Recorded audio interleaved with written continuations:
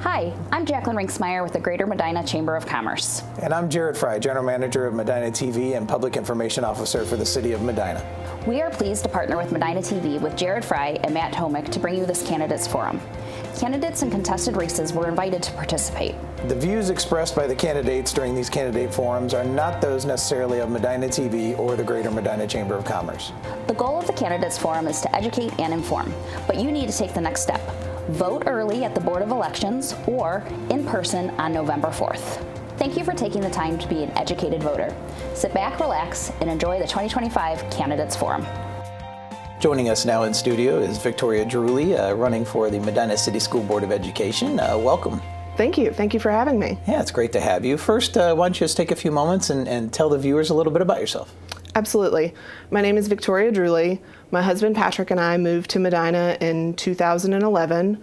My sister was already living here at the time, so we knew that it was a great place to raise a family and send kids to school. Now, all these years later, we have 4 kids in the Medina City School District. I have 2 at Claggett and 2 at Blake. During their time in school, I've increasingly been involved in volunteering and advocating for the district. I've been involved in leadership in PTOs, PTO Council. I was the chairperson for Partnership Council. I'm a member of the district's facility committee, and I was the chairperson for Kids First Medina. And I always thank everyone, first of all, that put their hat in the political arena. It takes a lot of courage and endeavor to do that. And so first, thank you for that. And then what was your desire that made you decide to put your hat in the arena to run for Medina City School Board? So my work with Kids First Medina is what ultimately led for me to run for the school board. Through that work, I learned a lot about school funding, particularly state funding, and how state funding has not kept pace with the real cost of educating a student. I think we need school board members who are well educated on the issues we're facing when it comes to funding and who are also willing to be strong advocates. I also have a huge stake in the district, having 4 kids who go to school here. And of course, looking at that school funding that you just brought up, that's one of the biggest issues that a school district deals with, the constant changes down at the state level. If elected, what are your thoughts on what you would like to do to try to help the district with that? Yes, so my primary goal as a school board member is going to maintain my advocacy for school funding, for fair funding at the state level. I hope to engage my fellow board members and our treasurer and other districts in taking real numbers to Columbus so that we can show what's happening in our districts. I think the other important component of that is maintaining fiscal responsibility at the local level so that we can say we're doing everything that we can do within our means. But it's been a real struggle because since state funding has not kept pace, that's forcing us to rely on local levies to make up the difference, and that's really hard on our community members. And you just brought up being the fiscally sound on the local level, and part of the role of a school board member is the hiring and firing and working of the finance director for the school district as well as the superintendent. How do you feel as a board member you would work with both those entities? Yeah, so I think it's important as a school board member to communicate well with what's going on in the district, to understand our finances. I actually think our treasurer has been doing a really great job of presenting our finances and where we're at. We're getting ready to come up on the 5-year forecast. So I think it's important to be informed of where we stand and to also be apprised of where we can always make cuts so that we can stretch the dollar a little further. And then in terms of the superintendent, I know he'll come to you with his agenda or his ideas, and then you as a board look to mold those or shape those. How would you feel your working relationship would be with the superintendent? I think that I would have a really good working relationship with our superintendent, but I think the most important thing is another role of a board member is to serve as a conduit from the community. So I think it's important to listen to our community members, understand their concerns, and make sure that those are communicated to the administration, and make sure that their plans align with the vision that our community would like to see. Again, speaking with Victoria Druley, candidate for Medina City School Board of Education, and that's a great point you brought up, working with that. So how do you find that balance, listening to the residents that have kids in the district or even just support the schools, versus the balance of what administration wants? How do you handle that balance between the two? Absolutely. So I think you have to look at both sides. I think that we have to trust our administrators and our staff members to know how schools operate and what we need for them to operate. But I think that for the big picture, we need to consult with our community members about how they want to see the district proceed. And one of the things that's happening right now is strategic planning. The district's having meetings about strategic planning. And I think it's very important for our community members to be involved in those discussions so that we can shape the future of the district. And I think it's important for the administration to then receive that feedback and figure out how to adjust their plans accordingly. Mm-hmm. Is there something that you feel the school district needs to improve on right now? So I've talked a lot with community members throughout the course of my campaign, and overwhelmingly the answer to this question is communication. Now, I think Medina has done a great job improving communication, and I think that we have the tools to communicate really effectively. The complaints that I'm hearing are with follow-through, when something happens, not hearing the resolution, and with consistency. So if you have children in different buildings, the way you receive communication might not be consistent across those buildings. So I think when I think about the communication piece, you know, running for school board, I've obviously been attending the school board meetings, and I will say it's not super easy to find out when they are. Now, we do have a new website, and the website looks great, and it's easier to get on there and find out what's going on, and the school board meetings are on there. But if you're not going and seeking out that information, then it can be difficult to know what's going on. Mm-hmm. We have the text message system that I believe we could utilize to send a quick message to just let people know, hey, the school board meeting is happening this week, maybe you want to be there.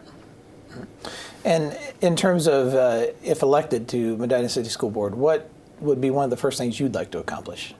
Yes, so going back to funding, my primary goal as a school board member is going to be to advocate for state funding and to make sure that our community is educated on the funding issues that we're facing, and to make sure that our legislators understand the real-time situation in Medina.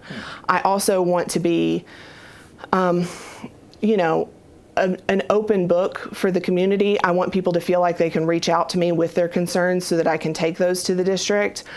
And I'm looking forward to learning everything that I can, especially in the early stages of my role. Mm-hmm.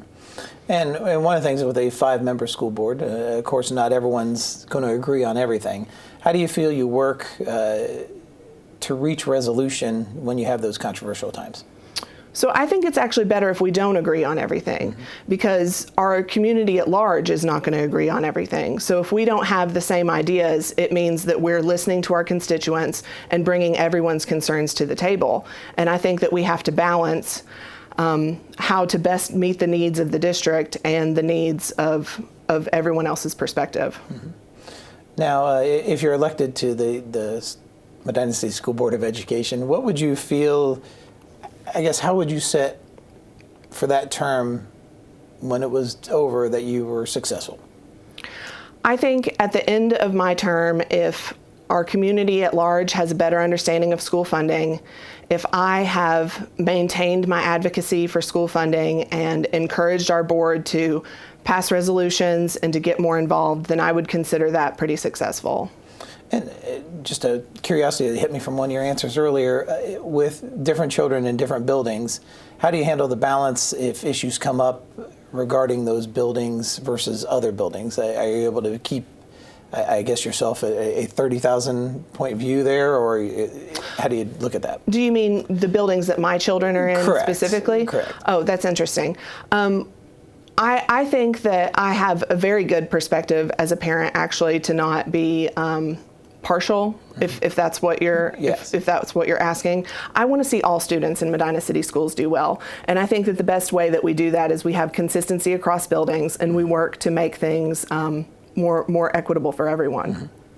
Mm-hmm. And then in terms of, I think we touched on this a little bit earlier too. So if you did have something that maybe you didn't necessarily agree with in terms of the superintendent, something he might be bringing on the agenda, how would you approach that with the superintendent as well as with other members of the board? I think very openly. I think it's important to address any issues that we would have openly and right at the time that they happen so that we can discuss how to proceed.